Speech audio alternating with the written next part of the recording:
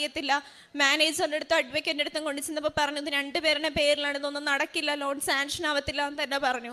മുട്ടിപ്പായി ഞാൻ പ്രാർത്ഥിച്ചിട്ട് എന്ത് ചെയ്യണം മാതാവേ എന്ന് എനിക്കറിയില്ല എന്നും പറഞ്ഞ് ഞാൻ എന്നും ഇരുന്ന് കരയുമായിരുന്നു.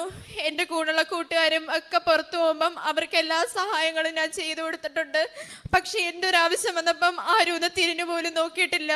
അങ്ങനെ ഇരിക്കും ഒരു ദിവസം രാവിലെ എണീറ്റപ്പം എൻ്റെ അമ്മ പറഞ്ഞു, എന്നെ മീനു എന്നാ വിളിക്കുന്നത്. അപ്പം അമ്മ പറഞ്ഞു, മീനു ഇനി വന്ന് നീ ഈ പ്രമാണം ഒന്ന് വായിച്ചു നോക്കേ, ഇത് എൻ്റെ മാത്രം പേരിലല്ലേ. അപ്പം ഞാൻ പറഞ്ഞു, അമ്മ അങ്ങനെ അല്ലല്ലോ പറഞ്ഞു. അവരെല്ലാവരും പറഞ്ഞു രണ്ടുപേരെയും പേരിലാന്നല്ലേ പറഞ്ഞത്. മോളെ ഞാൻ രാത്രി കിടന്നുറങ്ങിയപ്പം ആരോ വന്ന് എൻ്റെ അടുത്ത് പറയുന്നു, നീ ആ പ്രമാണം ഒന്നും കൂടെ നോക്കെന്നും പറഞ്ഞ് എടുത്തു വെച്ച് നോക്കിയപ്പോൾ ആ പ്രമാണം എൻ്റെ മാത്രം പേരിലാണ്. അപ്പം ഞാൻ മാത്രം ഇതിന് സൈൻ ചെയ്താൽ മതി എന്ന് പറഞ്ഞു. അത്ഭുതമാണോ എന്തോ ആണെന്ന് എനിക്കറിയത്തില്ല. ബാങ്ക് മാനേജറും അഡ്വക്കേറ്റും എല്ലാം ഇത് സാങ്ഷൻ ആവത്തില്ല, രണ്ടുപേരിൽ ആണെന്ന് പറഞ്ഞ പ്രമാണം എങ്ങനെ എൻ്റെ അമ്മയുടെ പേരിൽ മാത്രമായെന്ന് എനിക്കറിയത്തില്ല.